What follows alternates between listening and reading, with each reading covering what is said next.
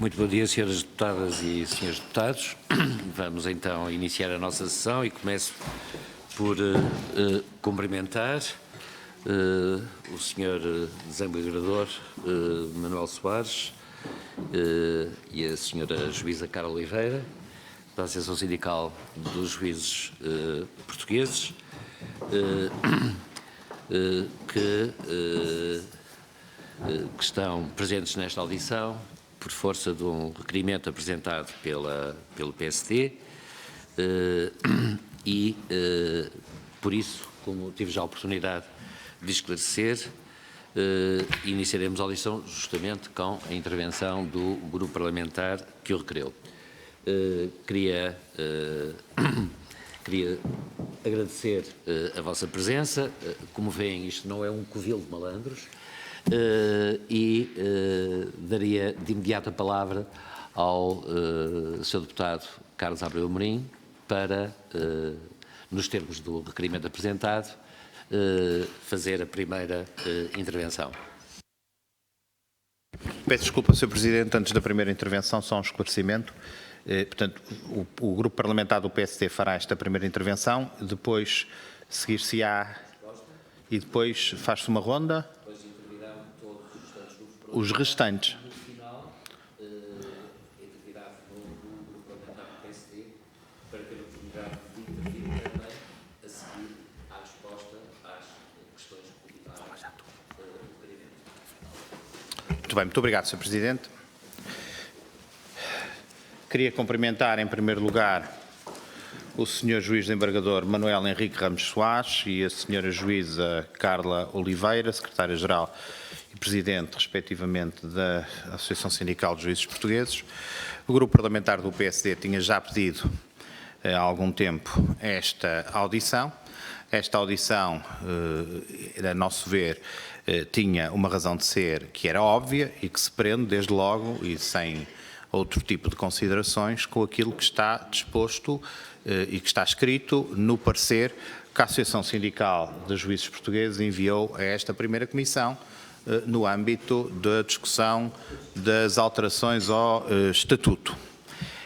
Há um conjunto de acusações que são bastante graves e que estão aqui ditas, de imputação de responsabilidades, quer ao Governo, ao Sr. Ministro da Justiça e também ao Sr. Ministro das Finanças, que participaram em negociações com a Associação Sindical de Juízes Portugueses, quer inclusivamente ao Grupo Parlamentar do Partido Socialista, como é público e como é notório também no mesmo parecer.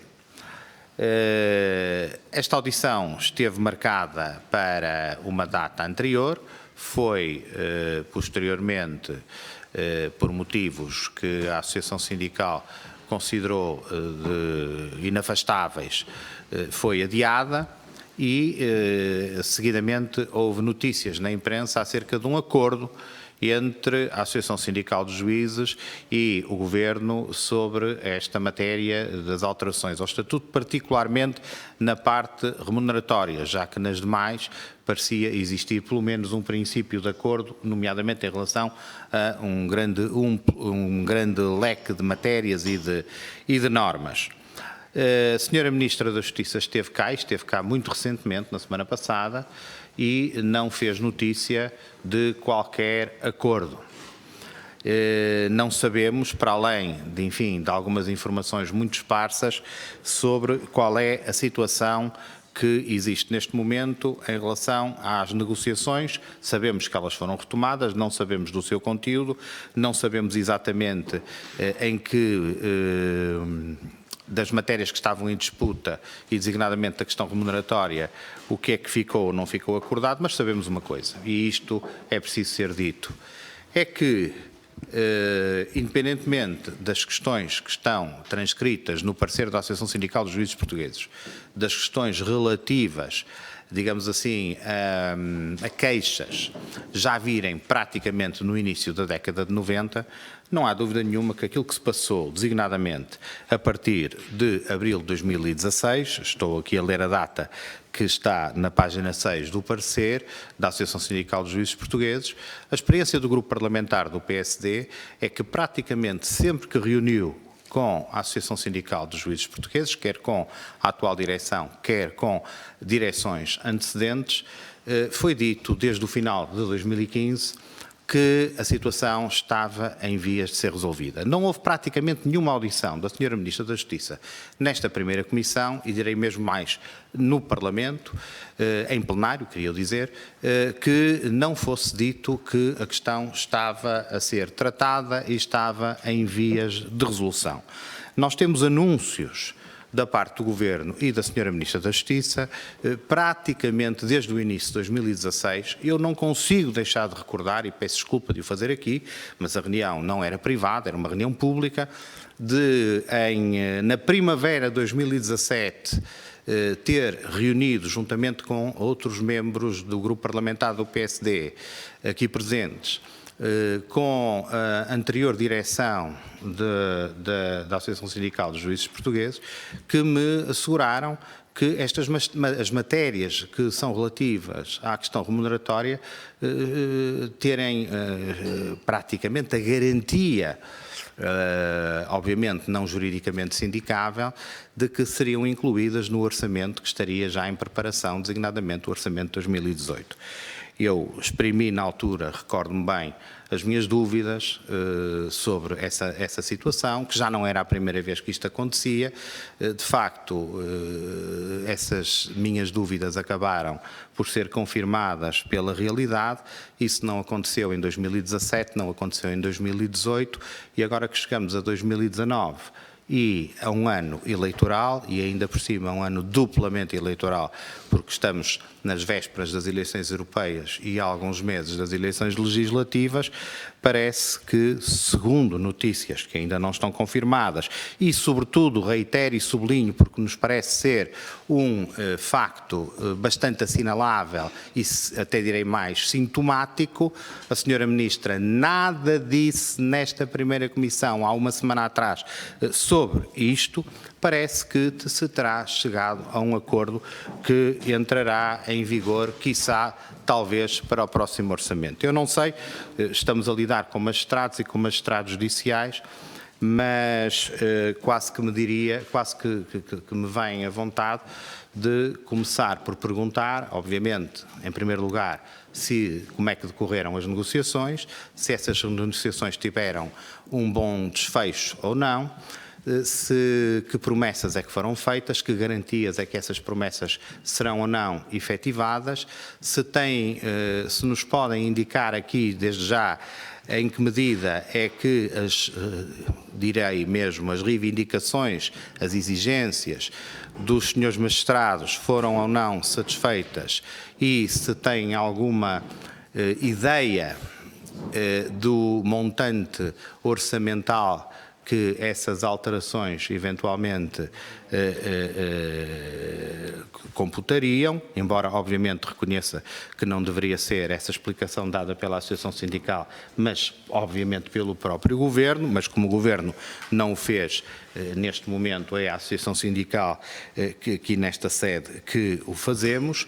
E como é que reagiriam se eventualmente no vosso trabalho, no superior trabalho de julgar, quando vos aparecesse alguém que foi enganado em 2016, que foi enganado em 2017, que foi enganado em 2018, se aparecesse alguém, eventualmente até um queixoso, que se queixasse que foi enganado 3 vezes, como é que reagiriam que estivesse, enfim, em situação em relação exatamente ao mesmo agente estar em situação completamente similar, ou pelo menos juridicamente e socialmente semelhante em 2019, ainda por cima em ano duplamente eleitoral, como assim o disse. De qualquer forma, aquilo que o grupo parlamentar do PSD, adiantando-me já uma eventual resposta do Sr.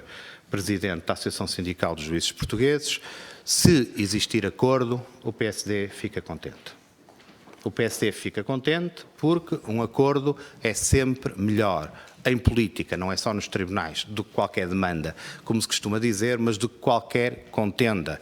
E sendo um acordo entre intervenientes, como são os magistrados judiciais portugueses, obviamente que a nossa satisfação é plena e nada, que não exista qualquer confusão ou qualquer interpretação equivocada quanto a esse respeito.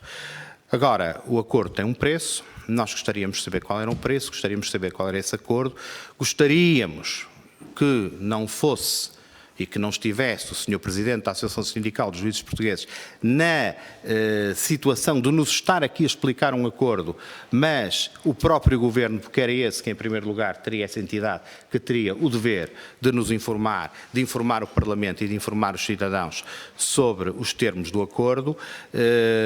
Esperemos que não estejamos para mais uma situação do género daquela dos passos sociais, que à boca das urnas é encontrada uma solução que aparentemente agrada a toda a gente, mas que deixa muitas coisas de fora.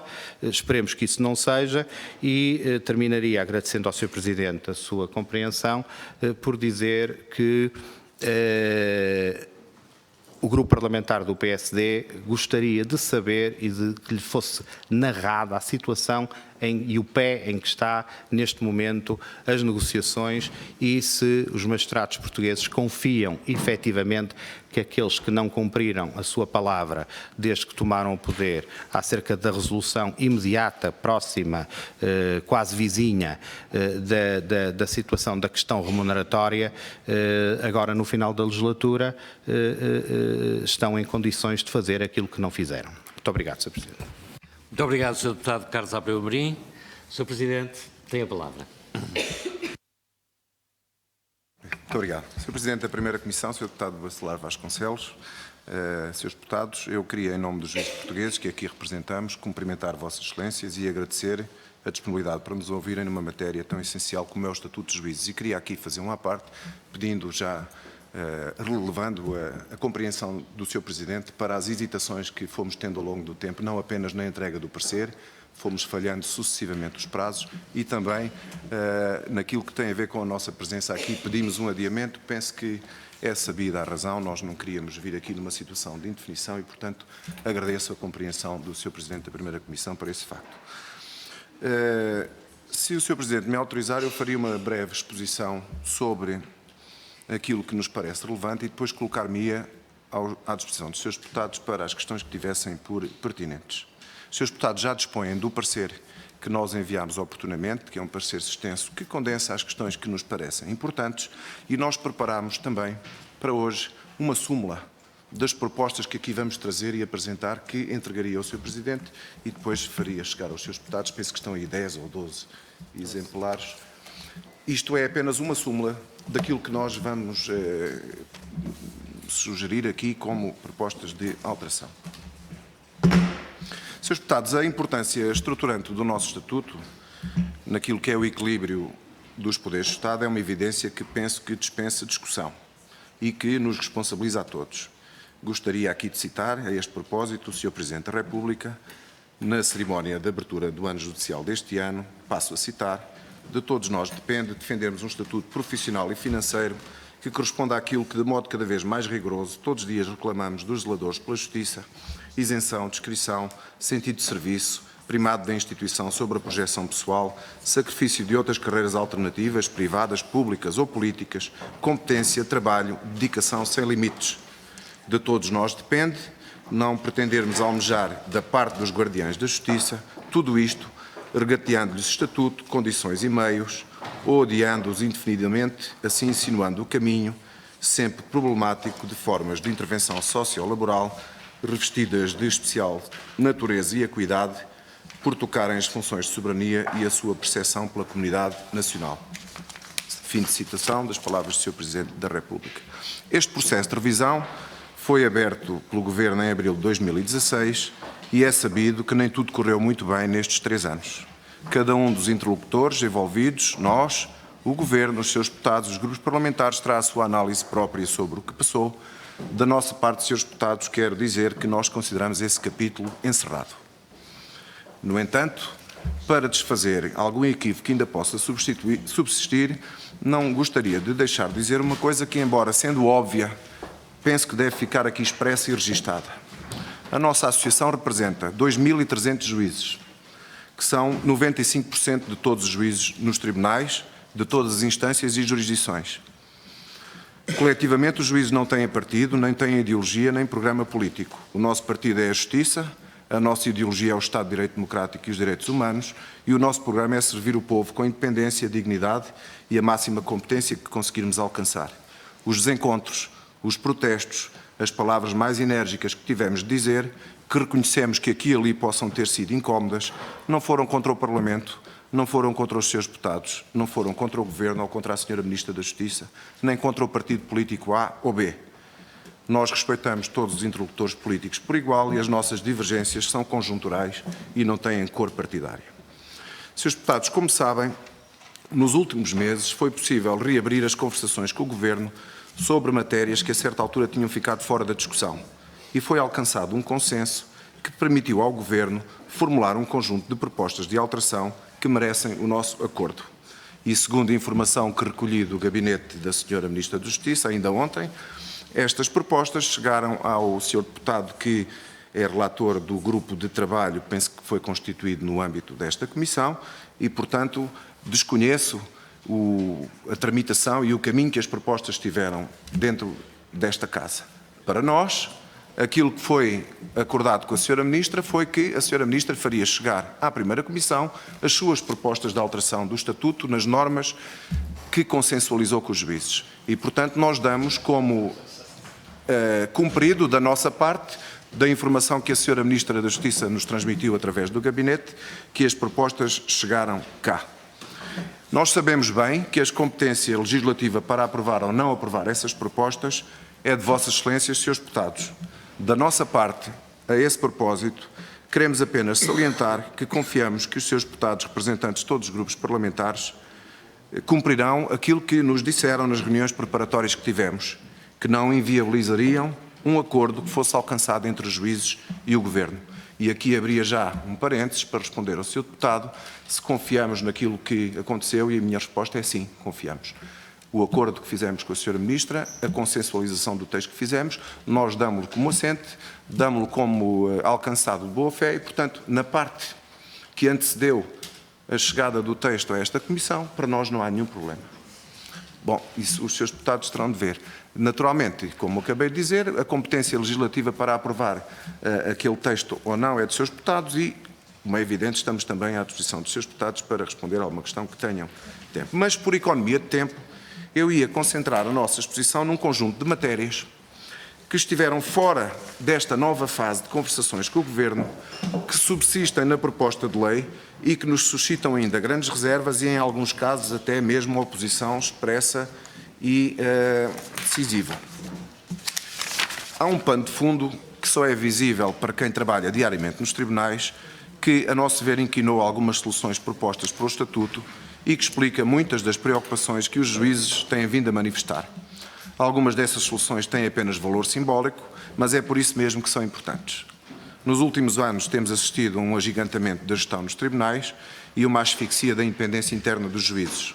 Os órgãos de gestão têm vindo a apropriar-se de competências que a lei não lhes atribui e que, por serem instrumentais da função jurisdicional, não podem deixar de permanecer na esfera de atribuições exclusivas do juiz.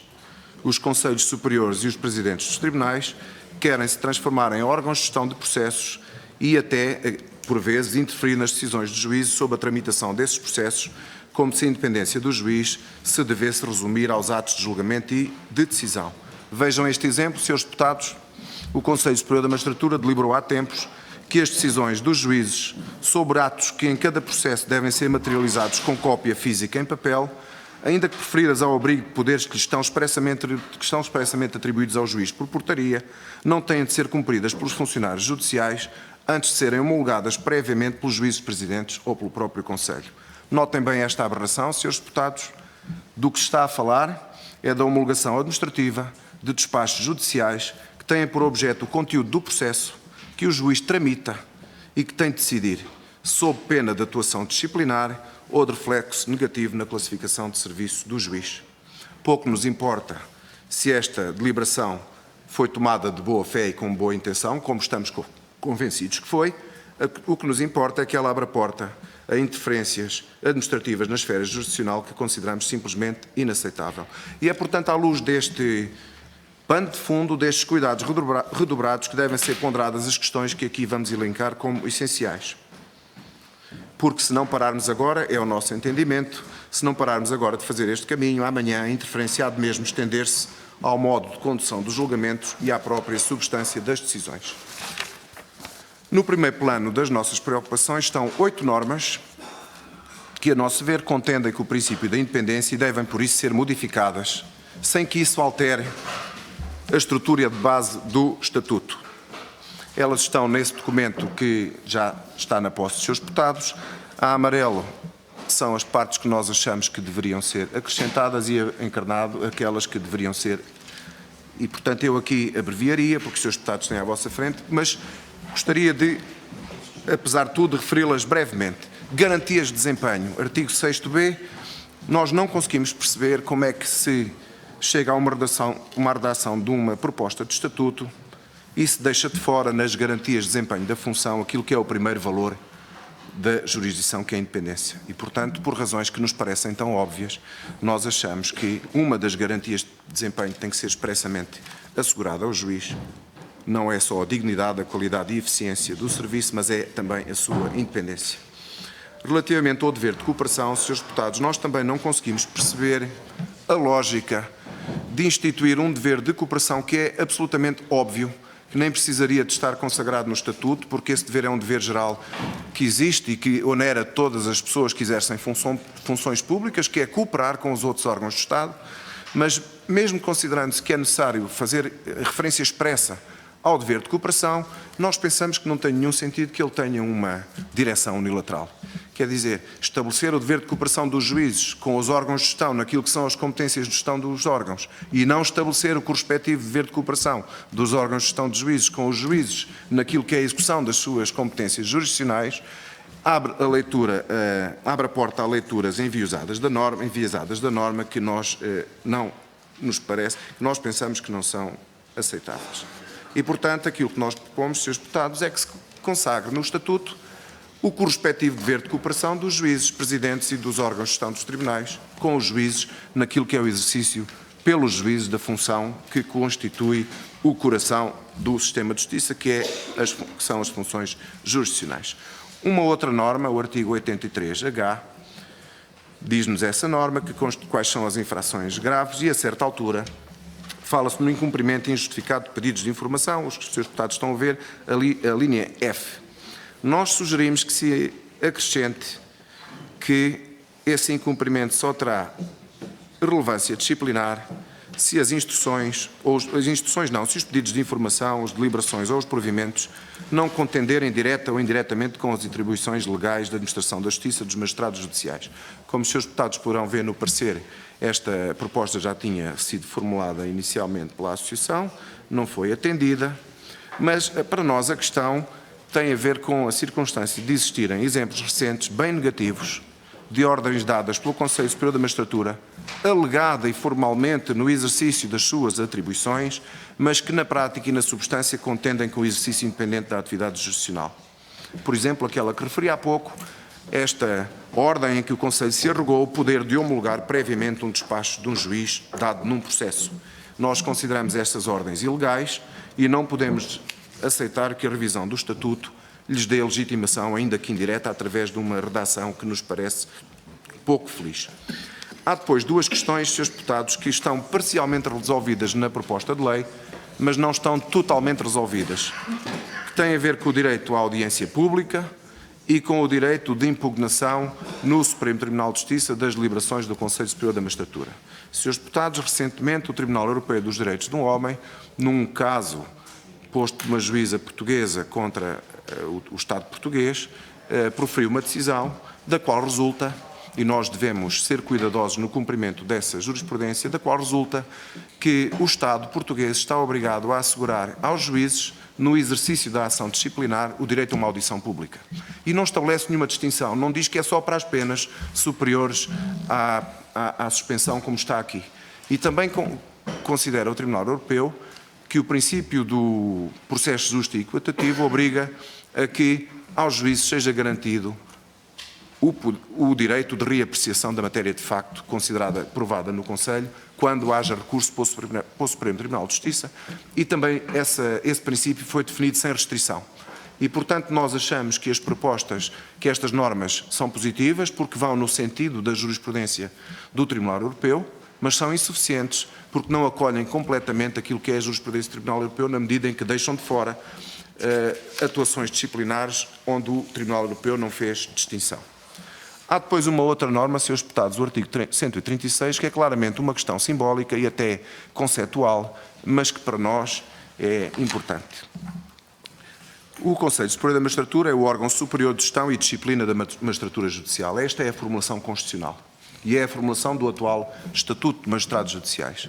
A proposta prevê que se acrescente também que é um órgão superior de governo dos juízes, sem que se perceba depois exatamente em que medida é que esta alteração conceptual, que é uma alteração, é um conceito doutrinário, em que medida é que isto depois tem relevo ou não nas alterações pontuais das normas. Nós achamos que não só não é necessário que se consagre esta formulação, como o facto de a sua formulação poder ter um entendimento superior àquilo que é a natureza conceptual do Conselho Superior da Magistratura nos termos da Constituição, poder legitimar aquele movimento que vos falei há pouco de apropriação de competências de administração em detrimento da jurisdição, o que não nos parece aceitável. Portanto, em suma, a nossa proposta é que o Estatuto não vá além da Constituição. A Constituição tem uma determinada definição para o Conselho Superior da Magistratura, não vemos necessidade do Estatuto lhe conferir uma outra designação ao Conselho Superior da Magistratura. Chegamos agora, Srs. Deputados, a uma norma que eu já falei nela publicamente, os Srs. Deputados penso que já conhecerão as nossas objeções sobre esta norma e nas duas reuniões que tivemos com cada um dos grupos parlamentares prévias a este momento, ainda em outubro e novembro, tivemos a oportunidade de dizer a todos os Srs. Deputados com quem reunimos que posição tínhamos sobre estas normas. Estamos a falar nesta nova possibilidade que se pretende conferir ao Conselho Superior da Magistratura de expedir instruções convenientes à boa execução e uniformidade do serviço judicial, depois disto, sem prejuízo da independência dos juízes. Eu queria já referir-me a esta segunda parte, passa a ironia, isto para nós é o mesmo dizer que é proibido, que é permitido matar sem prejuízo do direito à vida. Quer dizer, se nós temos uma norma que abre a porta à interferência na independência, o facto de depois haver um segmento da norma que diz sem prejuízo da independência, para nós não faz sentido. Nós consideramos simplesmente que o Conselho Superior da Magistratura não só não pode emitir instruções vinculativas para a boa execução e uniformização do serviço judicial, e o serviço judicial, temos que ver exatamente o que é o serviço judicial. Eu acho que num conceito amplo de serviço judicial cabe tudo o que eu faço como juiz. Não só não pode, como não precisa, porque o sistema foi bem gerido e nós temos, se o problema é um problema de celeridade e de eficiência do sistema, nós temos nos últimos 5 anos uma redução geral de pendências de 41%, nunca o Conselho precisou de uma norma desta natureza. E eu queria aqui apenas ler o que diz um recente acórdão do Tribunal de Justiça da União Europeia, que diz assim: o conceito de independência pressupõe, nomeadamente, que a instância em causa exerça as suas funções jurisdicionais com total autonomia, sem estar submetida a nenhum vínculo hierárquico ou de subordinação em relação a quem quer que seja e sem receber ordens ou instruções de qualquer origem. E queria também dizer que esta formulação da norma proposta é contraditória com a exposição de motivos que está na proposta de lei. Porque a exposição de motivos diz: dá-se assim particular relevo, por um lado, às garantias materiais de independência, que respeitam à liberdade dos juízes perante quaisquer ordens ou instruções de outros órgãos do Estado. Portanto, Srs. Deputados, para ser o mais claro possível, queria dizer que os juízes não só não compreendem, como não conseguem aceitar que o Estatuto passe a atribuir ao Conselho Superior da Magistratura o poder de emitir ordens vinculativas sobre a forma de execução do serviço judicial, sob pena de norma que referi há pouco, procedimento disciplinar. Srs. Deputados, nenhum de nós ignora o que acontece noutros sistemas, falo agora designadamente da Polónia e da Hungria, nenhum de nós quer que Portugal um dia tenha um sistema próximo da Polónia e da Hungria, mas nenhum de nós sabe como é que vai ser Portugal daqui a 5, 10, 15, 20 anos. Nós não devemos consagrar no Estatuto normas que abram a porta a interpretações abusivas que permitam, numa situação mais patológica, dotar o Conselho Superior da Magistratura de instrumentos para obstruir a intervenção judicial. Há uma outra questão, Srs. Deputados, tem a ver com uma norma transitória. Também falámos nisto aos Srs. Deputados, falámos nisto à Sra. Ministra, subejamente, e penso que também ao Sr. Presidente da República e aos membros do Conselho Superior da Magistratura. Está neste momento em curso uma eleição para os vogais do Conselho Superior da Magistratura, que se vai fazer à luz do quadro legislativo, do quadro legal atual, portanto, para um mandato de 3 anos. Dificilmente o Estatuto dos Magistrados Judiciais será aprovado e entrará em vigor antes dessa eleição estar concretizada. Portanto, estes vogais vão ser eleitos para 3 anos. E a norma transitória que vem da proposta original prevê que não se aplica aos vogais em funções na altura da entrada em vigor a limitação do mandato. E, portanto, significa que quando entrar em vigor o Estatuto, os membros do Conselho Superior da Magistratura, sejam eles quais forem, eleitos pelos juízes, terão um mandato estendido em 1 ano, fora daquilo que é a lógica constitucional da legitimidade eletiva dos juízes no Conselho e, portanto, com uma legitimidade política conferida por instrumento legislativo. Srs. Deputados, eu não quero discutir questões de constitucionalidade, nem tenho sequer condições para sermos nós a suscitar a questão no Tribunal Constitucional, mas penso que se esta norma for aprovada, ela suscitará, no mínimo, dúvidas fundadas sobre a constitucionalidade da solução. Mas mesmo que não suscite dúvidas fundadas sobre a constitucionalidade, suscitará certamente dúvidas e discordâncias sobre a sua legitimidade política. E queremos aqui dizer claramente, Srs. Deputados, com a franqueza que peço que relevem, se a norma for aprovada, nós diremos em todo lado que isto é uma interferência política na independência, na forma de designação dos juízes que representam os juízes no Conselho Superior da Magistratura, na medida em que esses vogais, sejam eles quais forem, repito, isto não tem a ver com as pessoas que estão na eleição em curso, esses vogais terão 1 ano de mandato em que não têm legitimidade eleitoral para exercer esse cargo. E, portanto, penso que esta norma deve ser vista com cuidado pelos Srs. Deputados. O que sugerimos é isto, que então se consagre na norma transitória que não se aplica a esses vogais que estiverem em funções a impossibilidade de se recandidatarem. Parece-me razoável, as pessoas cumprirão um mandato de 3 anos e, se entenderem que se devem recandidatar no fim, não se aplicarem, por força dessa norma transitória, a esses vogais a impossibilidade que o Estatuto passará a consagrar, e a nosso ver bem, de impossibilidade de renovação dos mandatos. Srs. Deputados, num segundo plano, estas são, eu diria, as normas que nos suscitam mais dificuldades.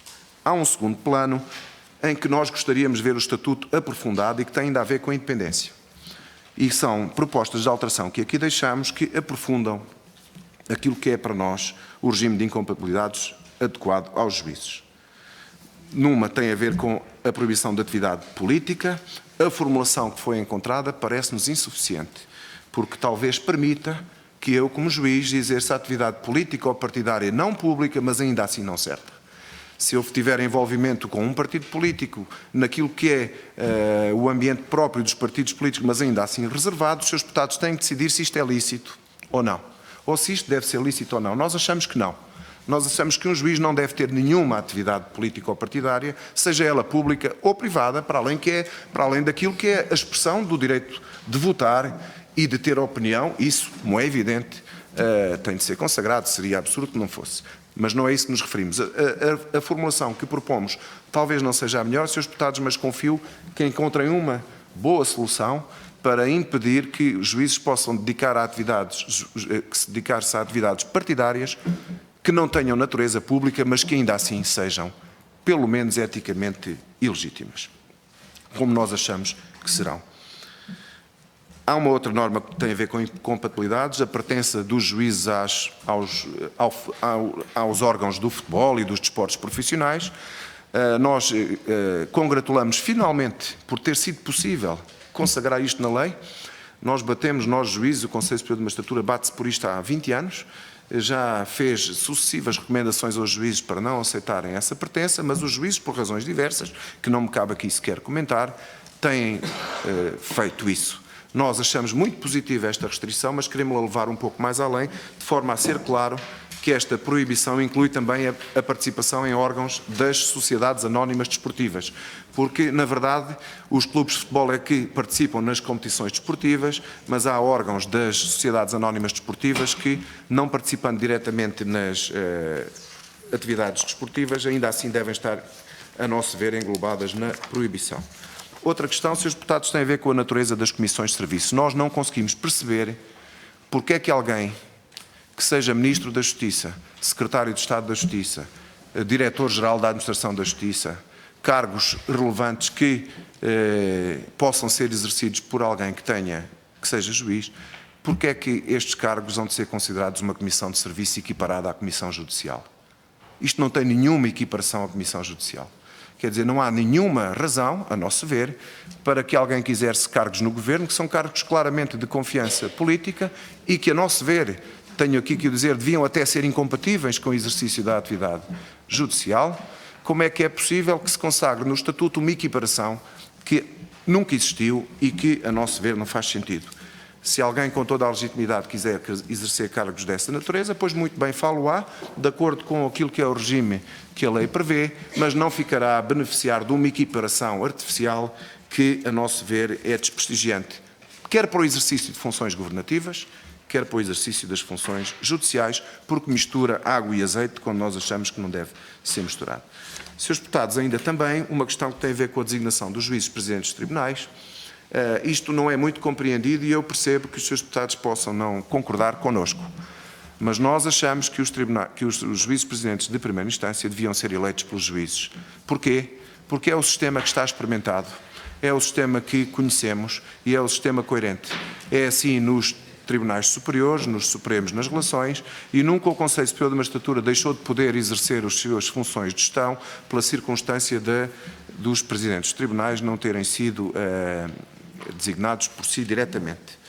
E, portanto, aquilo que está na proposta de lei, que o Conselho nomeia precedido da audição dos juízes que exercem funções, parece-nos insuficiente, porque essa audição não será vinculativa. E, Srs. Deputados, a razão de ser disto é simples de explicar. Nós não queremos, no futuro, um Conselho Superior da Magistratura que se comporte como uma Direção-Geral dos Juízes, que tenha 23 diretores regionais, um em cada comarca, e que queira governar os juízes por provimentos e circulares.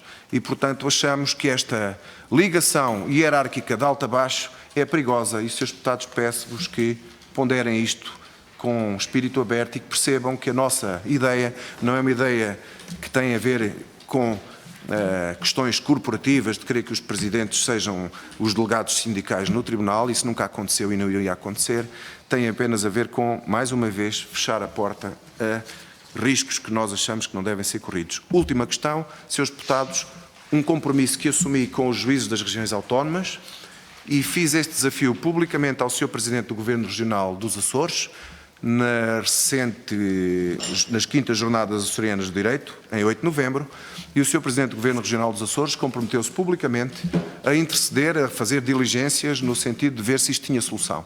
Não sei se fez, se não, admito que sim. Eu queria dizer aos Srs. Deputados do que é que estou a falar. Os juízes que estão nas ilhas, nas regiões autónomas, quando são promovidos ao Tribunal Superior, por razões de aplicação da lei, perdem o direito ao subsídio de fixação. E, portanto, para além de terem despesas acrescidas pela circunstância de passarem a ter que se deslocar ao território continental, perdem uma parte que, de alguma maneira, compensa os custos acrescidos pela fixação nas ilhas. E, portanto, nós estamos a falar, Srs. Deputados, que eu saiba, de 3 ou 4 juízes que recusaram promoções por esta circunstância. E, portanto, devemos estar a falar sempre de 3, 4 pessoas, 5 pessoas. É indiferente. Para nós, se fosse só um, se nos parecer injusto, já merecia uma solução. Portanto, Srs. Deputados, a solução que propomos é que seja consagrado o direito a manter este subsídio, caso as pessoas já tenham residência na ilha, na respectiva região autónoma há mais de X anos, e que aí mantenham essa residência, por forma a não criarmos um desincentivo à fixação nas regiões autónomas e, ao mesmo tempo, não arredarmos os juízes das regiões autónomas do direito na prática, de estarem presentes nos tribunais superiores. Srs. Deputados, sem prejuízo de recordarmos a importância de todas as questões que salientámos no parecer escrito e de pedirmos a atenção dos Srs. Deputados para elas, e estamos certos que o farão, estas que referimos agora são aquelas que nos suscitam mais objeções e cuja correção, pensamos nós, não implica a subversão da estrutura do Estatuto nem do projeto político que está na base da apresentação da proposta de lei do Governo. Temos a certeza, queria dar esta garantia formal, neste local solene, de que a eliminação destes elementos de dúvida permitirá uma adesão tranquila e pacificadora de todos os juízes ao modelo de revisão do Estatuto que a proposta de lei em discussão preconiza.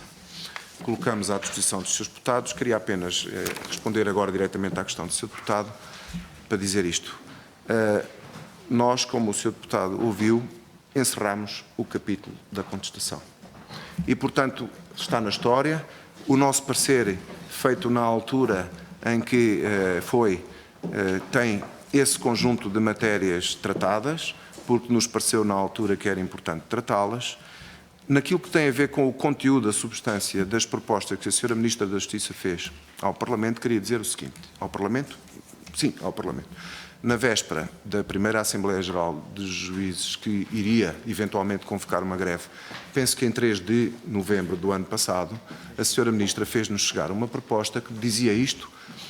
Nós, Governo, estamos em condições de fazer chegar ao Parlamento uma proposta de alteração da nossa proposta de lei numa matéria que na altura estava em discussão. E nós, das conversações que tivemos com a Sra. Ministra, várias reuniões, muitas conversações, muitas trocas de documentação, sempre assumimos que este era o formato certo. Ou seja, se conseguíssemos chegar a consenso sobre aquelas questões que estávamos a discutir, que a forma de as materializar seria esta. E foi esta que a Sra. Ministra adotou e foi esta que acordou connosco. Portanto, peço desculpa, Srs. Deputados, não acho correto ser eu o porta-voz das propostas da Sra. Ministra. As propostas estão no Parlamento, o Parlamento terá a oportunidade de as analisar e sobre a forma como elas vão circular ou não, isso não posso ser eu a interferir. De todo modo, o que quero dizer, Srs. Deputados, é que as conversações com a Sra. Ministra da Justiça correram bem, como nós esperávamos. Correram num ambiente próprio e tranquilo. Portanto, nós não conseguimos chegar a consenso sobre um conjunto de matérias que para nós eram importantes. Presumo que a Sra. Ministra também não conseguiu convencer-nos de todas as questões que na fase inicial achava relevantes. Encontramos uma solução de meio termo, que nos parece a nós uma solução razoável. Os Srs. Deputados depois dirão se ela é razoável ou não, ao ponto de poder ser aprovada por Vossas Excelências. Muito obrigado. Muito obrigado, Sr. Presidente. Sr. Deputado Carlos Abreu Amorim. Era para uma interpelação à mesa sobre a condução dos trabalhos. Por favor. Muito obrigado. Foi, de facto, confirmado de forma, enfim, inequívoca pelo Sr. Presidente da Associação Sindical de Juízes que existe um acordo e que esse acordo está consubstanciado num texto que, inclusivamente, mesmo agora foi considerado como uma solução de meio termo das duas vontades. Eu queria perguntar se a primeira Comissão tem conhecimento de algum texto que consubstancia este acordo ou se o grupo de trabalho que existe para esta matéria também tem conhecimento desse texto e se há, o mais rapidamente possível, e se possível até durante esta audição, forma de os deputados desta primeira Comissão terem acesso a este documento, sob pena de estarmos aqui a falar num texto que não conhecemos e jogarmos um jogo da cabra cega, com todo o respeito. Se tivesse invocado a figura regimental que invocou, já estaria esclarecido acerca da questão que colocou. Não foi recebido por esta Comissão nenhuma informação ou informação nos termos referidos pelo Sr. Presidente até este instante. Nem pelo grupo de trabalho, Sr. Presidente? Não, o grupo de trabalho não tem autonomia. O grupo de trabalho eu sei, mas no como foi âmbito dito da Comissão de Assuntos Constitucionais, à qual eu presido. Não chegou nada ao grupo de trabalho pelas vias normais e regimentais que poderia ter usado. Sr. Presidente, então antes ainda da nossa intervenção, e permita-me, só para concluir este ponto de ordem à mesa, o Grupo Parlamentar do PSD sobre esta matéria faz aqui um veemente protesto para ficar na ata. Não consideramos que esta seja a forma normal de tratamento e de relacionamento entre o Governo e o Parlamento, que neste momento está a ser desrespeitado. Tem que explicar isso melhor, Sr. Deputado. Muito obrigado, Sr. Presidente. Eu vou explicar. Depois da explicação que lhe dei, não percebo a que é que se está a referir. Muito bem, posso? Se é porventura uma insinuação não. de que no bolso de algum de nós se encontra alguma informação privilegiada que não foi devidamente divulgada. Não. Não. Ou se é apenas uma suspeição Não. que não tem o direito de fazer. Não. Dá-me licença, Sr. Presidente. Dá-me licença. Tem um outro... Sim, mas dá-me licença, que agora tenho que dizer exatamente. O Sr. Presidente pediu-me para explicitar. Eu vou explicitar. Não está na mente do grupo parlamentar do PSD fazer qualquer insinuação ou levantar qualquer suspeição. De maneira nenhuma, Sr. Presidente. Que isso fique muito claro. O que nós estamos a dizer é que neste momento... Eu não imagino o que se passa na mente do grupo parlamentar do PSD. A única coisa nem tem que nenhum direito de especular sobre bem. o que se possa passar. Muito bem, Sr. Presidente. Deixe-me só terminar, porque era mesmo para ficar em faça ata. favor. O objetivo desta interpelação era que ficasse em ata. O grupo parlamentar do PSD protesta veementemente porque o objeto fundamental, o escopo principal desta audição está consubstanciado num documento a que nós não temos acesso, nem nós, nem nenhum outro grupo parlamentar, que fique claro, não estamos aqui a fazer nenhuma suspeição, e, portanto, estamos a trabalhar sem chão, se me permite. Estamos a fazer um jogo de cabra cega, Sr. Presidente. E isto é um desrespeito pelo Parlamento por parte do Governo. Muito obrigado. Está esclarecido o sentido da sua intervenção. Muito obrigado, Sr. Deputado Carlos Abreu Amorim. Tem a palavra o Sr. Deputado Fernando Anastácio. Para a intervenção. Para a intervenção, tinha pedido... era uma interpelação à mesa? Não, a pergunta é, vamos agora seguir a ordem natural das intervenções? Sim. Então, nesse caso, eu... A explicação ia dar logo na intervenção que Não. Sr. Presidente, de facto, parece-me a mim, e começo, aliás, por cumprimentar o Sr. Presidente da Associação Sindical dos Juízes Portugueses e a doutora Carla Oliveira também, há aqui um equívoco, uma questão prévia e preliminar, há aqui talvez um déficit de percepção,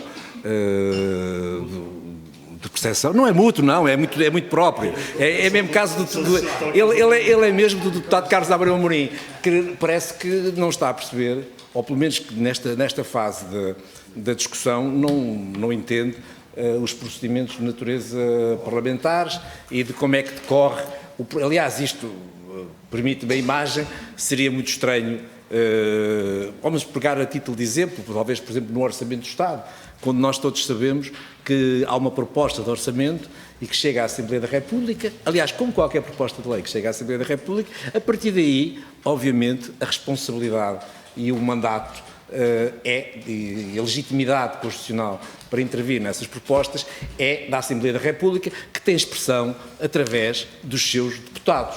E por isso eu também provavelmente, e aqui não fazendo nenhuma crítica ao Dr. Ramos Soares, provavelmente se eu estivesse a falar de questões de como é que funciona a organização dos juízes, apesar de uma declaração de interesses ser casada com uma magistrada judicial, provavelmente também cometeria diria alguma coisa menos correta. E neste caso concreto eu percebo a questão como foi colocada, mas também é preciso não esquecer, e já agora se o Sr. Deputado Carlos Amorim se esqueceu, eu recordo-lhe, nós temos um governo constitucional que é um governo do Partido Socialista e é muito natural que os deputados do Partido Socialista, do grupo parlamentar do Partido Socialista, conversem com o governo do Partido Socialista. E, portanto, será natural, no processo, deste processo legislativo, que...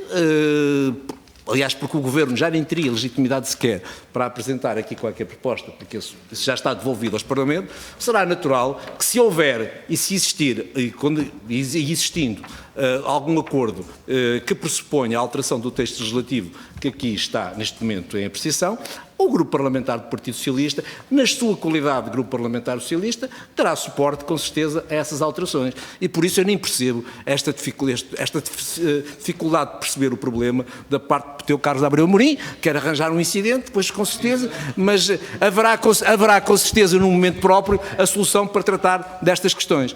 E, portanto, acho que este esclarecimento fica feito e não era desnecessário, mas perante a dúvida teve que ser feito, porque não há outra forma de entender esta questão de que não seja o Governo é um Governo do Partido Socialista, recordo mais uma vez, o grupo parlamentar do Partido Socialista compõe este Parlamento e no quadro das suas responsabilidades, que também não enjeita, de suporte ao Governo e de apoio ao Governo, assumirá com certeza as propostas que tiver que apresentar para consubstanciar acordos, soluções, aquelas que lhe pareçam mais adequadas, com o objetivo de melhorar o estatuto que está em cima da mesa. E esta é a nossa posição de fundo, penso que esclarece a questão e, portanto, acho que não haverá dúvidas de maior sobre o problema. Pronto. Com certeza. Pronto.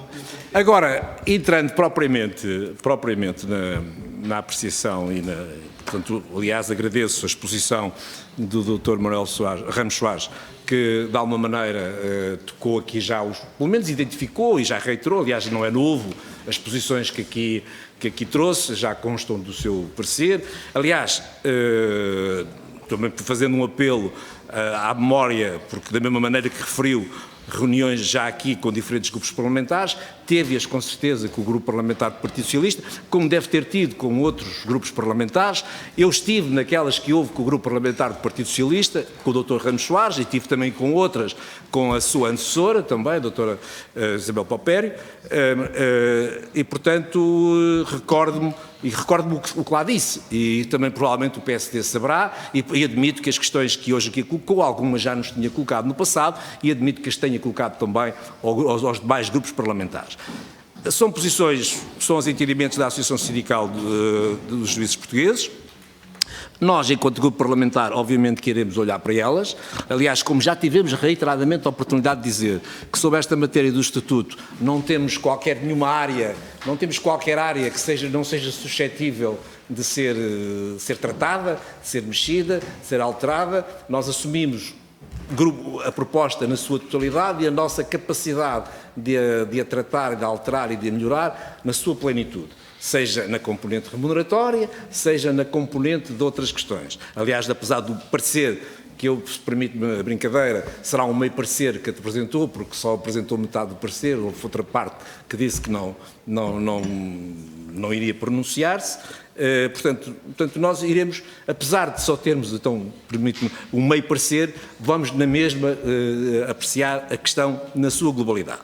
Mas houve aqui e portanto não teremos nenhuma dúvida, e estamos certos que este processo, apesar de ter começado em 2016, começou em 2016, teve aqui, digamos, no meio, se calhar alguns erros de percepção, esses se calhar mútuos, não direcionados como este em concreto, que foi do deputado Carlos Abel Amorim, mas há coisas que são claras. Nós estamos em vias de poder vir a concluir um processo. Agora, é preciso recordar, para a memória de todos aqui estão, que houve outros que no passado, e não no passado relativamente recente, tiveram este dossiê em mãos, passou uma legislatura e sobre isso prometeram resolver o problema e não foram capazes de resolver. Hoje, eu não estou a dizer que estamos a resolver, estamos numa fase muito adiantada, numa fase onde nunca tivemos, nas últimas duas legislaturas, tão próximo de chegar a uma solução final sobre o Estatuto dos Magistrados Judiciais. E isso é bom que a gente se recorde, porque aqueles hoje que são tão ciosos da celeridade, que se falam de enganos, já se esqueceram com certeza a expressão de que as notícias da Associação, as afirmações da Associação Sindical dos Juízes Portugueses, que dizia na altura que Paulo Teixeira da Cruz mentiu aos juízes. Isto foi em 2015. Portanto, era bom recordar, que é para não termos depois aqui dúvidas sobre isto.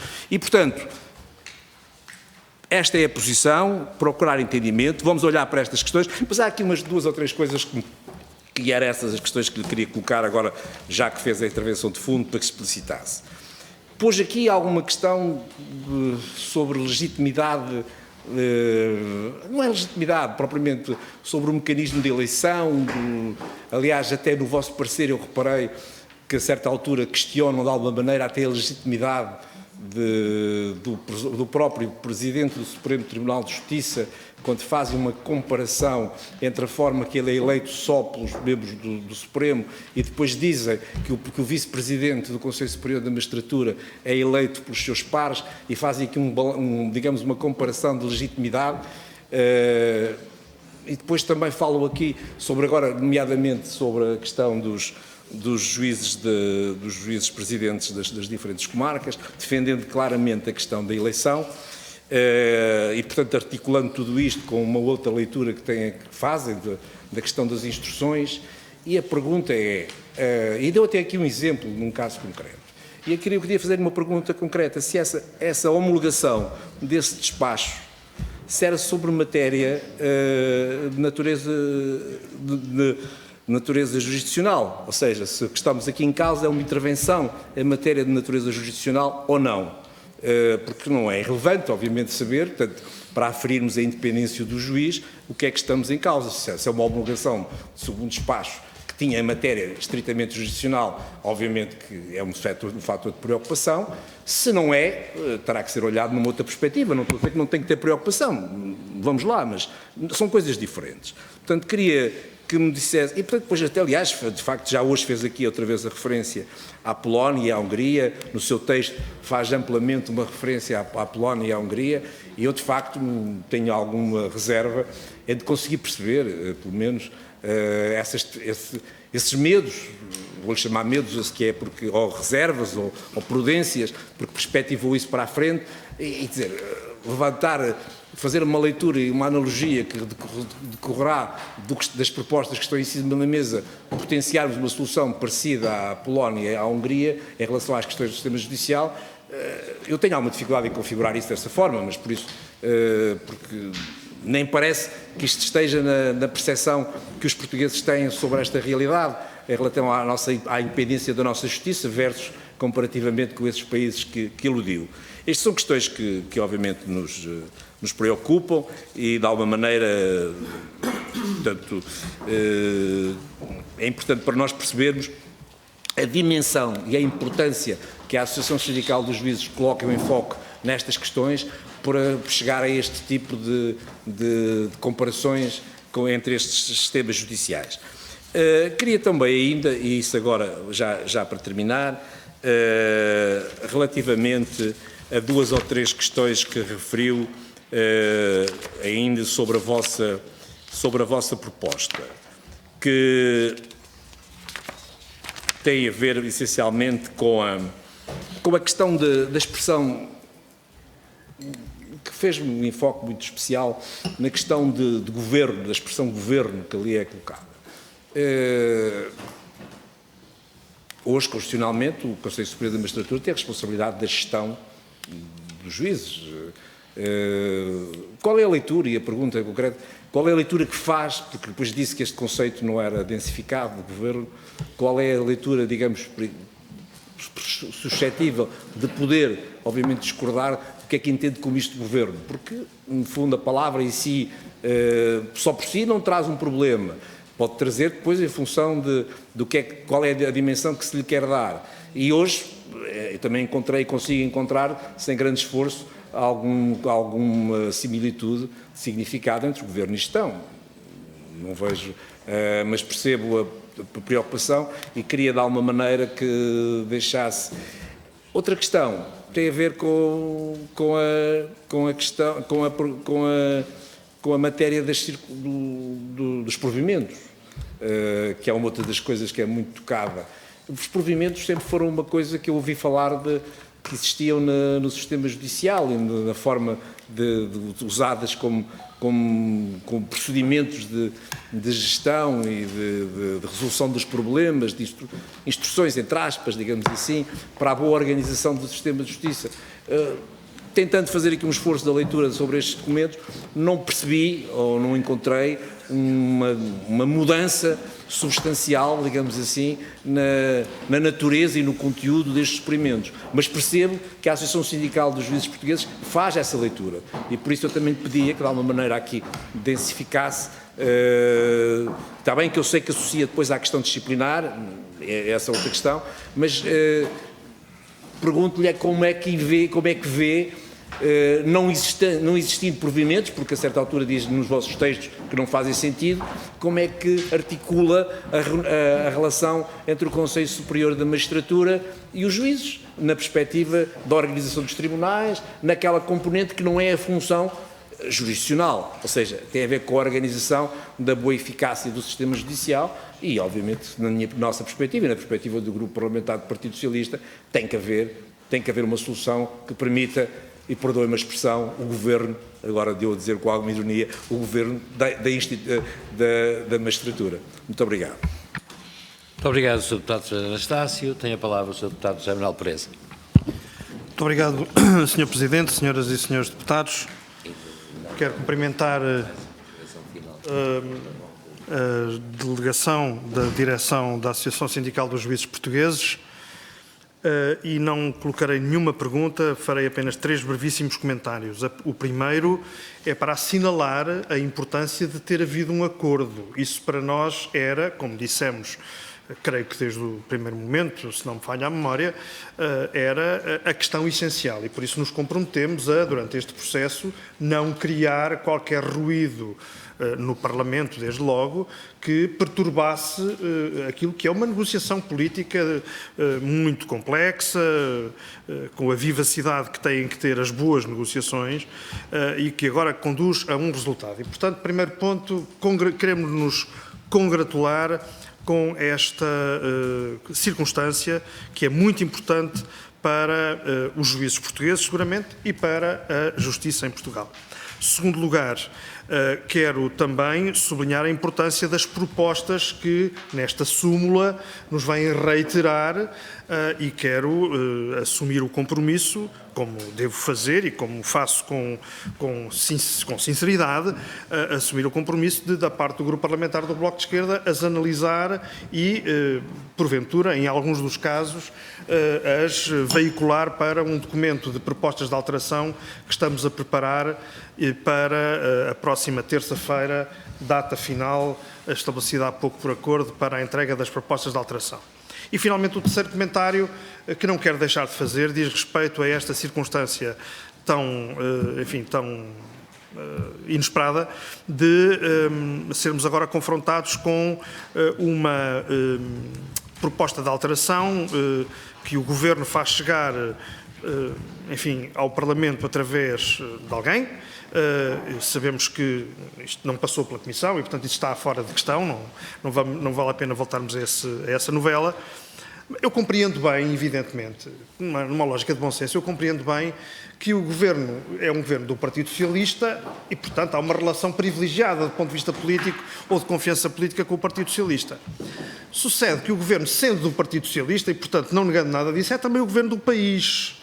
E, sendo o Governo do país, eu creio que se justificava, numa circunstância destas, com toda a franqueza o digo, creio que se justificava perfeitamente que um acordo tão importante fosse dado a conhecer aos diversos grupos parlamentares, para que, justamente porque estamos numa fase de trabalho de especialidade e, portanto, considero eu que seria natural, digo isto do lado do Bloco de Esquerda, consideraria perfeitamente natural que todos nós fôssemos confrontados com essas sugestões que consubstanciam um acordo.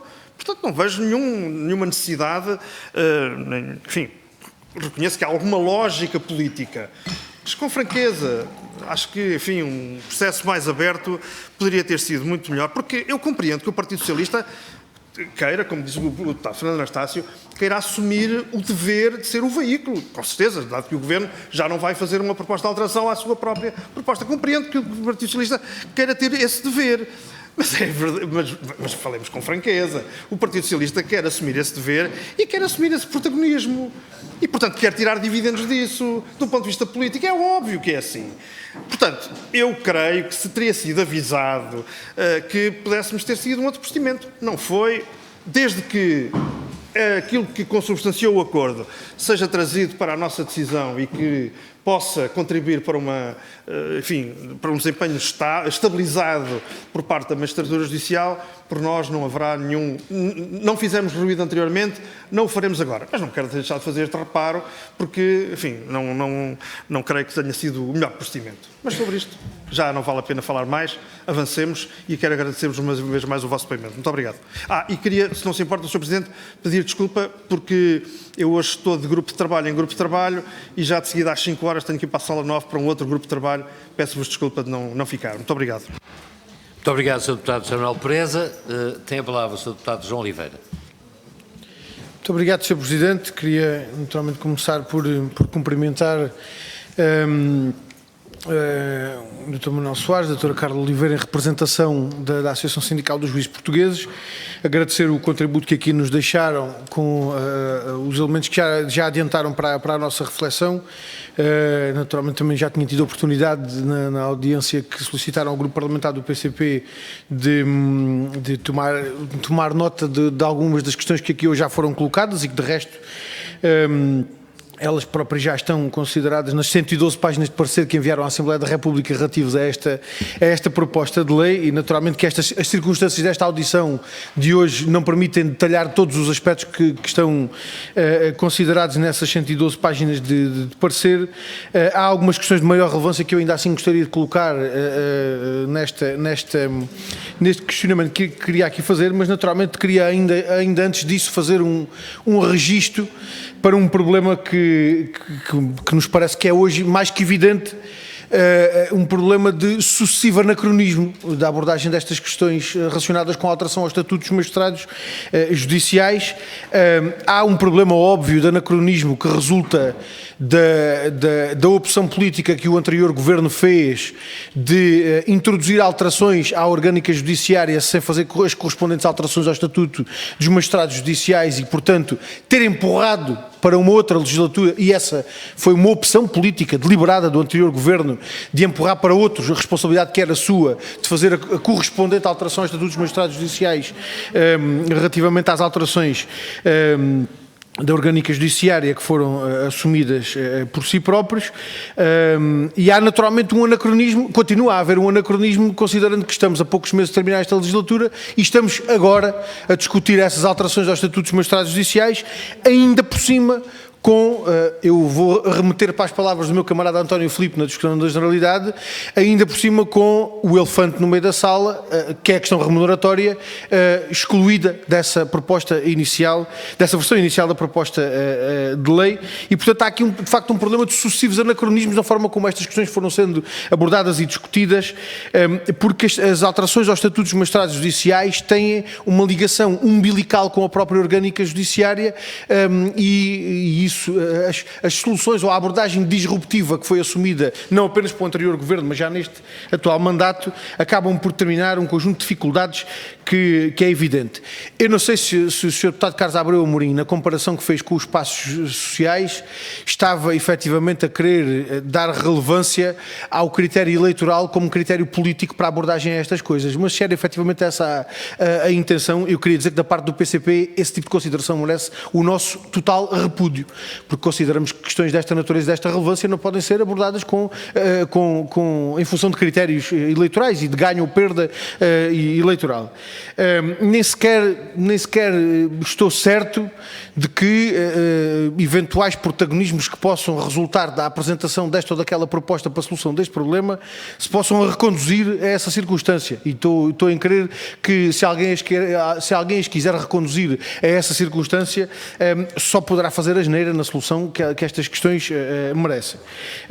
De qualquer forma, há uma apreciação que queria deixar bem clara. Para o grupo parlamentar do PCP não é questão menor ou secundária o respeito pelo espaço que a negociação coletiva tem, seja qual for o espaço em que ela se coloque. E também nesta matéria, o enquadramento da negociação coletiva entre o Governo e as associações sindicais em cada setor tem uma importância que é prioritária na consideração dos processos, da condução do processo político. Neste caso, há implicações que ultrapassam, digamos assim, a esfera da negociação coletiva nesta discussão, porque estamos a discutir o estatuto remuneratório de titulares de órgãos de soberania e, portanto, não nos parece que isso seja uma questão menor, em qualquer circunstância não o é, e julgamos que a necessidade dessa negociação e o respeito pela negociação coletiva na condução deste processo é um aspecto prioritário na condução do processo político. E, de resto, tivemos a oportunidade de sinalizar, na discussão da generalidade desta proposta de lei, tivemos a oportunidade de sinalizar as dificuldades e a insuficiência das condições dessa discussão, considerando que um dos aspectos centrais que tem que ver com o estatuto remuneratório não constava da proposta de lei. Isso naturalmente cria um problema que só na especialidade pode ser resolvido, tendo conhecimento de que há um acordo entre a Associação Sindical dos Juízes Portugueses e o Ministério da Justiça para a resolução deste problema. Naturalmente queremos queremos crer que isso é um elemento positivo para a resolução deste problema em sede especializada, apesar da má solução que foi não o integrar na versão original da proposta de lei, mas naturalmente pronunciar-nos-emos sobre ele a partir do momento em que tivermos conhecimento do seu conteúdo concreto e da forma como ele pode vir a ser transposto para a solução deste processo legislativo. Queria colocar uma questão que não é uma, são várias, mas o âmbito é uma questão central e que tem que ver com um aspecto, de resto também já na discussão da generalidade tínhamos sublinhado como aspecto de particular relevância nesta discussão e que já aqui foi hoje abordado também, que tem que ver com as questões da independência dos juízes, da garantia da sua inamovibilidade e da garantia absoluta do princípio do juiz natural, que são princípios que não podem deixar de estar no centro da discussão que fazemos destas matérias. Independência que não é apenas independência externa relativamente a outros órgãos de soberania e a outros órgãos de poder constitucionalmente previstos, é também uma matéria relacionada com a independência interna dos juízes. E era particularmente sobre estes aspectos que eu me queria debruçar em várias das dimensões desta independência interna, que de resto aqui já foram hoje abordadas, afloradas parcialmente, não apenas na relação dos juízes com os presidentes de comarca, mas nas relações dos próprios juízes com o Conselho Superior da Magistratura. Eu não vou adiantar muitas considerações que talvez fosse útil trazer, recuperar nesta discussão. O PCP manifestou as suas dúvidas, as suas preocupações, a sua apreensão, que de resto foi consolidando com o passar do tempo, relativamente à instituição desta figura do Presidente da Comarca. De resto, sinalizámos as preocupações que tínhamos com as alterações à orgânica judiciária, que transformavam a orgânica judiciária numa estrutura piramidal em que o papel assumido pelo Presidente da Comarca não seria um papel de menos importância, e julgamos que com o passar do tempo a forma como se confirmaram algumas das preocupações decorrentes do ascendente que o Presidente da Comarca assume perante os seus pares, que é, a nosso ver, profundamente negativo no funcionamento do sistema judicial e, sobretudo, preocupante do ponto de vista da independência interna dos juízes. Julgamos que a realidade tem vindo a confirmar essas preocupações e, de resto, alguns dos aspectos que aqui foram já hoje sublinhados relativamente à relação dos juízes com o Presidente de Comarca e ao papel que o Presidente de Comarca assume na orgânica judiciária confirmam essas preocupações. Há alguns outros aspectos que aqui foram também já sublinhados relativamente à forma como o Conselho Superior da Magistratura pode ou não assumir determinadas competências que, não estando exatamente previstas no texto legal, podem, de alguma forma, contribuir para essas preocupações relativamente à independência dos juízes, nessa dimensão de independência, da sua independência interna, mas eu queria, sobretudo, suscitar aqui o contributo que a Associação Sindical dos Juízes Portugueses deu no parecer que fez chegar à Assembleia da República e que ainda assim não está condensado nesta súmula que aqui nos deixaram, a propósito de um outro aspecto destas preocupações e que tem que ver com as questões relacionadas com a reafetação de juízes e de processos, em concreto com as alterações que propõem para o artigo 60 da proposta de lei, onde estas questões estão mais desenvolvidas. Essas questões não foram referidas nesta súmula que aqui nos fizeram, não foram, digamos assim, objeto desta chamada de atenção que aqui nos deixaram, mas estas são matérias que nós não damos menor relevância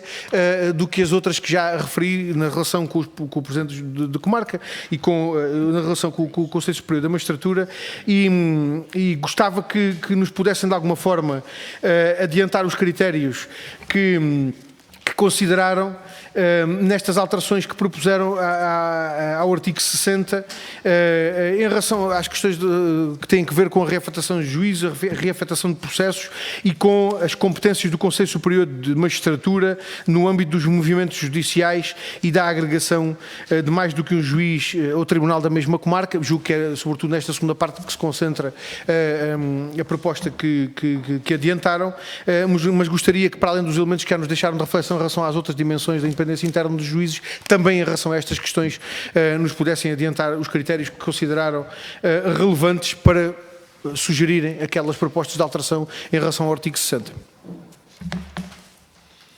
Muito obrigado, Sr. Deputado João Oliveira. Tem a palavra o Sr. Deputado Carlos Abreu Amorim. Muito obrigado, Sr. Presidente.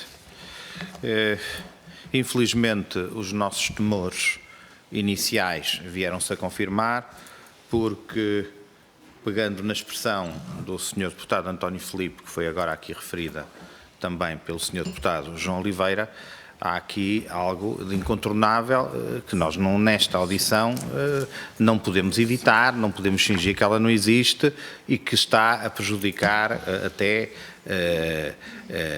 digamos assim, o conteúdo material positivo da audição da Associação Sindical dos Juízes Portugueses, que é o facto de existir um acordo, existir um consenso importantíssimo num conflito que se arrasta há muitos anos entre a magistratura judicial portuguesa e o Governo, e nós não conhecermos, nós, Parlamento Português, Primeira Comissão, não conhecermos os termos desse acordo. Eu chamo a atenção para que o prazo de apresentação de propostas no grupo de trabalho termina na próxima terça-feira.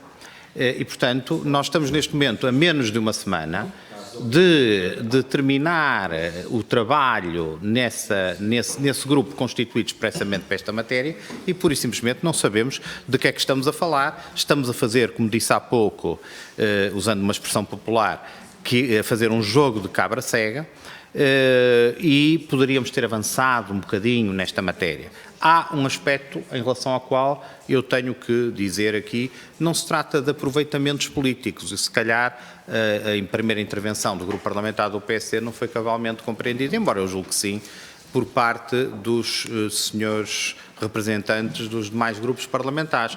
Nós estamos mesmo, Sr. Presidente da Associação Sindical dos Juízes Portugueses, o grupo parlamentar do PSD teme mesmo que não lhe estejam a dizer a verdade e que, mais uma vez, vamos chegar a uma situação, enfim, não direi paralela àquela que aconteceu em outubro passado, e já agora relembrando a memória que bem precisa do Sr. Deputado José Anastácio do Partido Socialista, e vou-me circunscrever única e exclusivamente ao parecer que tenho aqui diante dos meus olhos da Associação Sindical dos Juízes Portugueses, que dizia que o grupo parlamentar do Partido Socialista, nesta última intervenção que teve antes do rompimento da primeira fase das negociações, refugiou-se em formalismos incompreensíveis para poder sair airosamente do compromisso que tinha assumido, mas que nunca teve real vontade de cumprir. Veja só, Sr. Deputado, para quem citou a antiga Ministra da Justiça, o que é que diz aqui a Associação Sindical dos Juízes Portugueses, e diz assim: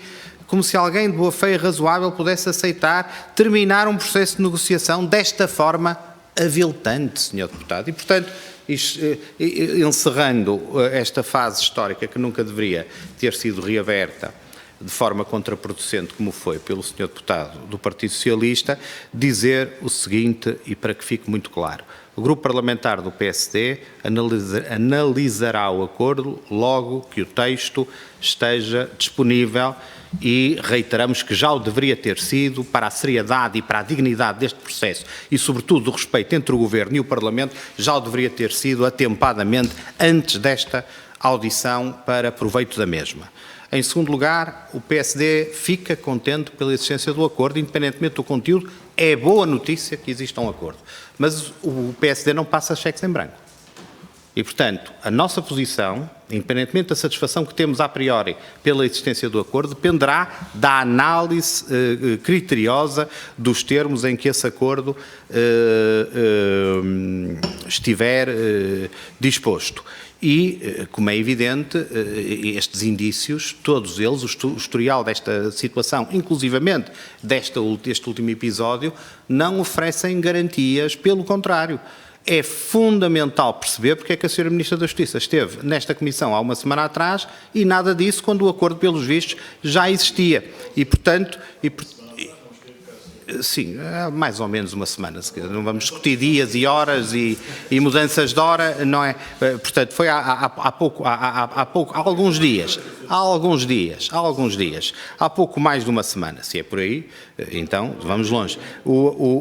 Agora, por dias também, Sr. Presidente, nós dizemos, se não for o texto do acordo disponibilizado com a máxima celeridade ao grupo parlamentar do PSD, não sei o que farão os demais grupos parlamentares, mas temo que este prazo de termo de propostas de alteração para a próxima terça-feira, pura e simplesmente, não possa ser cumprido. Nós não podemos conhecer, por exemplo, o acordo na próxima sexta e estar no fim de semana numa matéria com esta complexidade e com esta dificuldade natural, uma situação que já existe há vários anos, pura e simplesmente estar a fazer propostas de alteração, a fazer análises conscientes, sem falar, enfim, com quem de direito e sem uma reflexão profunda que exige algum tempo e, portanto, já temos aqui os prazos em vias de serem ameaçados. Repetindo e para concluir, Sr. Presidente, agradecendo a sua compreensão, o Grupo Parlamentar do PSD está contente com a existência do acordo, não está nada contente com os modos e os termos como este processo, inclusive nesta parte final, está a decorrer. Não passa cheques em branco, mas esperemos que tudo isto venha a ter um final feliz. Muito obrigado.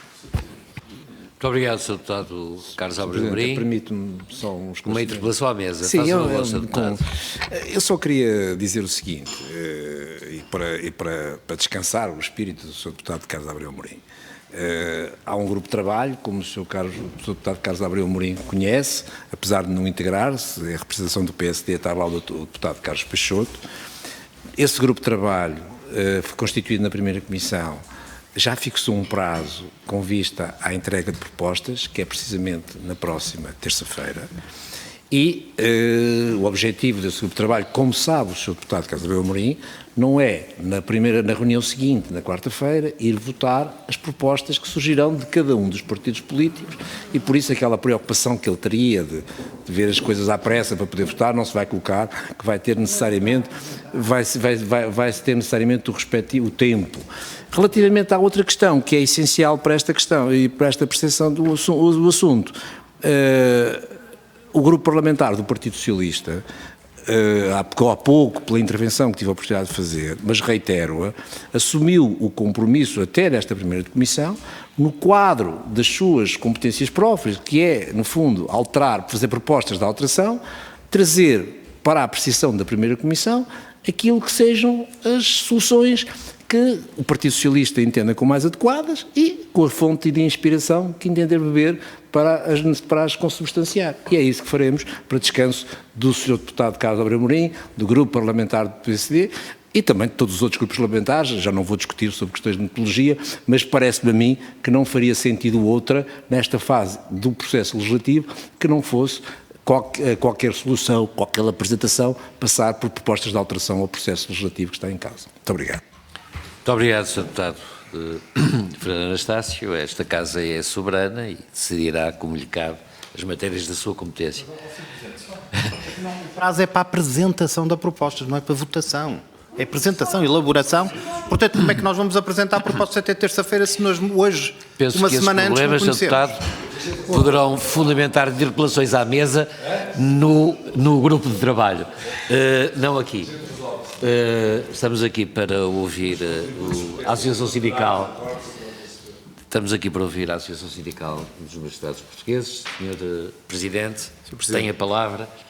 Sr. Presidente, muito obrigado. Srs. Deputados, obrigado pelas questões. Eu queria tocar de novo neste assunto, apenas para dizer que peço desculpa de ter eventualmente criado aqui. Eu já vi que o erro de percepção pode ter sido meu. Eu dou como cumprido o acordo que fizemos com a Sra. Ministra, não tenho dúvidas nenhumas sobre isso. Agora, devo dizer, por desconhecimento meu, tenho que dizer com humildade, não conheço como é que funciona o processo legislativo dentro desta Casa. Eu estava convencido que o envio seria para a primeira comissão, pelos vistos não terá sido, mas isso para mim, devo dizer, Srs. Deputados, é-me indiferente. O que eu quero é que a primeira comissão, de uma maneira ou de outra, quando chegar à altura própria de tomar a decisão, que a tome de forma informada e, se precisar de esclarecimentos nossos, informais, formais, estamos ao dispor. E peço também desculpa por não ter, porque não me cabe ser porta-voz da Sra. Ministra, não é? Estou só apenas a dizer para ficar claro que considero que a Sra. Ministra, aquilo que acordou connosco está cumprido, mas queria dizer, para os seus deputados também terem a noção, aquilo de que estamos a falar são 3 matérias absolutamente conhecidas. Nós estamos a falar da solução de um problema criado em 1990 com uma lei de travão que era suposto ser temporária e que não foi. Estamos a falar do cumprimento de um acordo que está, uma ação judicial pendente, que tem a ver com um subsídio, e que o Estado está condenado em primeira instância. Portanto, estamos a falar de uma transação em que os juízes desistirão dessa ação se houver uma solução positiva nessa matéria. E estamos a falar também da correção de uma distorção que resultou da aprovação da Lei Orgânica em 2013, que criou uma questão de diferenciação de juízes que estão, a nosso ver, em condições idênticas, e são para aí 30 ou 40 ou 50 juízes. Não, deputado, naquilo que tem a ver com o índice remuneratório, a diferença entre os juízes que estão nas competências genéricas, que são normalmente os tribunais mais interiores, mais afastados, com outros juízes que estão em tribunais, eu diria, menos trabalhosos, em regra, e que têm um índice remuneratório. Portanto, é dessas três questões que estamos a falar, senhores deputados, não é nada do outro mundo, digamos assim. Bom, e portanto, quero pedir de novo desculpa se causei aqui um embaraço aos trabalhos do Parlamento com fruto de um desconhecimento que tenho certamente do regimento da Assembleia. Quanto às questões do Sr. Deputado do Partido Socialista, eu diria o seguinte: a nossa proposta sobre a alteração da forma de designação dos presidentes dos tribunais superiores é programática. Por isso é que não falámos nela aqui. Nós sabemos que este não é o momento para discutir isso. Temos essa consciência, mas não quisemos deixar de a colocar no parecer, porque nos parece que num futuro, quando falarmos numa futura revisão do Estatuto, eu diria mais avançada, poderíamos tocar nessa matéria. Não tem a ver com questionar a legitimidade do Presidente Supremo como quarta figura protocolar do Estado e como representante do Poder Judicial, não é isso, mas tem apenas a ver com aquilo que nos parece ser uma forma correta de aprofundar essa legitimidade. A questão da homologação do despacho, se era sob natureza jurisdicional. Há aqui um problema de base que é o que eu acho, que nós achamos que está à partida, que cria a dificuldade de entendimento. Qual é o problema? O Conselho Superior de Magistratura, nos termos da Constituição, é um órgão de gestão de juízes. Nunca teve outro figurino. Competências disciplinares, colocação, promoções. Nitidamente um órgão de gestão da carreira. Com a lei de 2013, o Conselho Superior de Magistratura ganhou competências em matéria de gestão de tribunais e também de gestão de fluxos processuais, quando pode definir objetivos, monitorizar o cumprimento dos objetivos. Mas há uma área que não há nenhuma norma que atribua essa competência ao Conselho e o Conselho apropriou-se dela, que tem a ver com a gestão dos processos. É que não há uma norma que permita ao Conselho Superior da Magistratura apropriar-se de uma competência que, mesmo que não seja jurisdicional, que seja material, e há acórdãos do Constitucional que claramente dizem que o facto da competência ser material não quer dizer que tenha que ser do Conselho. O Conselho apropriou-se dessas competências sem norma habilitante. E são competências, por estarem tão embrincadas naquilo que é a função jurisdicional do juiz, por serem tão instrumentais do exercício dessa função, devem manter-se na esfera de atuação do juiz. Concretamente, o caso que o Sr. Deputado refere, a portaria sobre desmaterialização diz que compete ao juiz decidir, por despacho fundamentado, quais as peças do processo que devem estar no processo físico. Portanto, material ou jurisdicional, não há dúvida que a competência é do juiz. E, portanto, não havendo esta dúvida, não nos parece legítimo que o Conselho Superior da Magistratura se aproprie desta competência com uma circular ou uma deliberação que diz aos funcionários, nem sequer foi dirigida aos juízes, diz aos funcionários se eles não têm que cumprir os despachos dos juízes se eu não homologar previamente. E, portanto, é disto que estamos a falar. Claro que os senhores deputados poderão dizer, bom, mas isto não interfere diretamente na forma como o juiz vai decidir o caso. Pois não, mas interfere diretamente na forma que tem o processo físico ou desmaterializado que condiciona a forma como o juiz trabalha. E, senhores deputados, eu fui juiz no Kosovo 2 anos. Conheci juízes todo o mundo. E sei que há juízes em certos países que não decidem nada quente sem perguntar ao Presidente do Tribunal. E eu acho que nós temos que proteger um valor que temos, que é a independência do juiz. Nós temos, de facto, em Portugal, uma cultura de independência mais vincada. Os juízes portugueses têm uma noção de independência, porventura, mais abrangente do que os juízes de outros países. Mas isto é um valor. E, na dúvida, nós devemos, na nossa perspectiva, olhar para determinada matéria e, se é duvidoso que ela é jurisdicional ou administrativa, devemos dar prevalência àquilo que é jurisdicional. E é por isso que estamos com estas cautelas todas. Evidentemente que nós não estamos na Polónia, nenhum de nós, eu disse isso, nenhum de nós quer estar lá e não estou aqui a dizer que estamos perto. Senhores deputados, mas a Polónia começou por algum lado e nenhum de nós consegue dizer como vai ser Portugal daqui a 15 ou 20 anos ou 10 ou 15. todos nós sabemos o que está a acontecer na Europa. Não é problema da Polónia isolado nem da Hungria. Há um conjunto de países que estão na linha de partida para tentar perceber se a União Europeia consegue ou não controlar o que está a acontecer na Polónia, porque já não conseguiu com a Hungria, e portanto estão na linha de partida para fazer experimentação.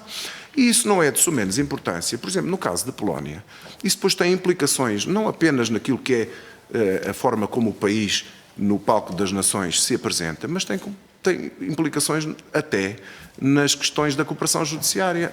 Houve uma juíza da Irlanda que recusou a emissão de um mandato de detenção europeu para a Polónia, questionando se a Polónia é um Estado de Direito. Porque é uma das regras que permite recusar a emissão de um mandato de detenção europeu. E essa questão foi posta ao Tribunal de Justiça da União Europeia, que aplicou uma injunção à Polónia. E, portanto, claro que o exemplo da Polónia é caricatural para nós. Mas o que eu quero dizer é isto: nós não queremos que se comece um caminho que pode levar-nos a momentos ou sítios que nós não gostaríamos de percorrer.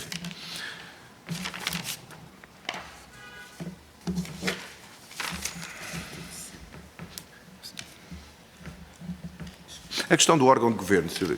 Deputado, de facto, o Sr. Deputado pergunta assim, bom, qual é o problema de estar lá? E eu pergunto ao contrário, qual é o problema de não estar? Se a Constituição não atribui ao Conselho esse figurino de órgão de governo dos juízes, que é uma caracterização conceptual, e se o Sr. Deputado nos disser, bom, isto não tem importância porque não tem significado, então eu digo, então se não tem significado nem importância, não deve estar. E eu acho que nós achamos que tem importância e significado, claramente simbólica. Mas é, de novo, uma porta aberta a que o Conselho continue esse caminho que nós achamos que tem percorrido de se apropriar de competências que não tem.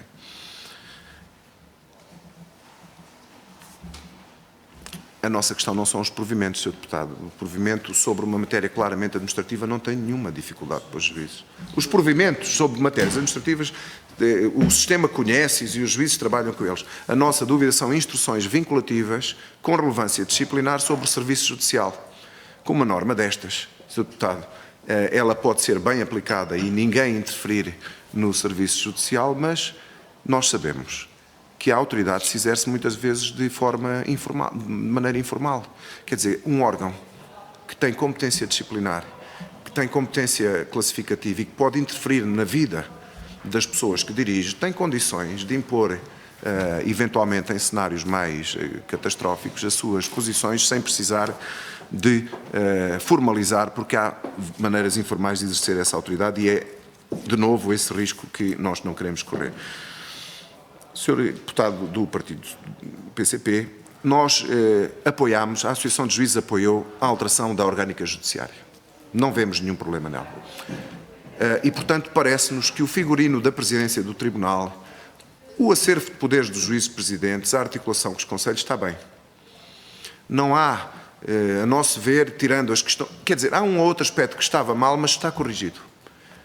Por exemplo, aquela questão que colocou da escolha de juízes para processos ou de processos para juízes, temos que blindar qualquer sistema. Isso está previsto, porque hoje já não será possível mudar os juízes de processo ou os processos de juiz sem a anuência do juiz e sem ser com base em critérios pré-determinados e objetivos. E se estas duas salvaguardas estiverem presentes, está garantido o princípio do juiz natural. Nós percebemos é que a prática talvez tenha sido, mas isto também não é uma questão para a lei, quer dizer, nós estamos numa fase de experimentação, um modelo novo, e portanto passaram já alguns anos, já está na altura de fazermos alguma avaliação, e a nossa avaliação permite-nos dizer que na proposta de lei, aqui e ali, estamos eventualmente a ir longe demais.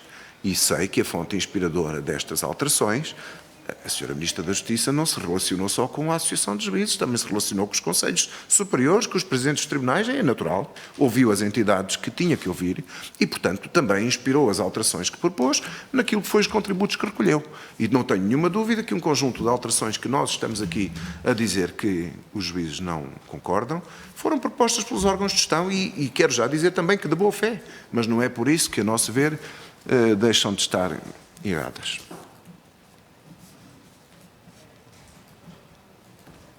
A questão do artigo 60, para finalizar, eu penso, Sr. Deputado, que não é o artigo 60, quer dizer... Nós era o 60 na versão inicial da proposta, é o 45 da atual proposta de lei. 45A, página 21 do nosso parecer, a única nós achamos que neste momento, com a formulação que está na proposta de lei, não há um problema de violação do juízo natural, do princípio do juízo natural, porque esse princípio tem duas salvaguardas que estão definidas nos documentos em que nos inspiramos do Conselho da Europa. Anuência e decisões com base em critérios objetivos pré-determinados. E isso impede, se é um critério objetivo, um juiz que tem mais de 6 processos, que os processos estão atrasados, não há nenhuma dificuldade. A nossa proposta é apenas de melhorar, mas, portanto, ficar no texto da lei, aquela que fazemos a propósito do artigo 45A, a natureza excepcional dessas alterações. Mas diria, para finalizar, que não nos parece que, mesmo com a formação da proposta de lei tal como está, mesmo que não seja acolhida a nossa sugestão de melhoria do texto, pensamos que não há um perigo de intromissão na independência por via da violação do princípio do juízo natural. Há uma outra questão que o Sr. Deputado colocou, que não é do Estatuto, é da lei orgânica, que nos tem vindo a preocupar, que é a possibilidade que o Estado tem de, por via legislativa conjuntural, mudar tribunais e, portanto, acabar por interferir na alocação dos processos aos juízes ou dos juízes aos processos. Há juízes que questionam isso, eu devo dizer, e aqui falo a título pessoal, porque a Associação nunca discutiu isso de uma forma articulada, eu não vejo mal nenhum nisso. Desde que, mais uma vez, seja decidido com base em critérios objetivos e pré-determinados. Porque se nós retirarmos ao Governo a possibilidade de mudar a orgânica judiciária para fazer os ajustamentos conjunturais em nome do princípio, quando o princípio não está em causa, estamos a bloquear o sistema. Quer dizer, se amanhã há um afluxo de processos maior numa determinada zona do país, por qualquer razão, pois o Governo tem que ter condições de criar mais lugares naquele local e tirar de outros locais. Não vemos essa dificuldade, mas há, de facto, juízes que consideram essa matéria mais sensível. Eu aqui estou a falar a título pessoal, no meu ponto de vista não há nenhuma dificuldade.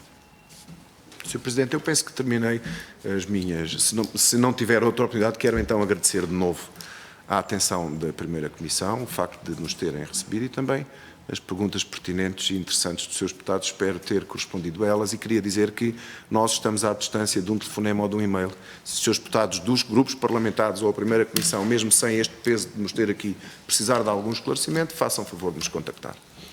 Muito obrigado, Sr. Presidente. Penso que não há mais esclarecimentos a solicitar. Muito obrigado. E esperemos que a bem da Justiça se chegue a bons acordos e a boas leis. Muito obrigado.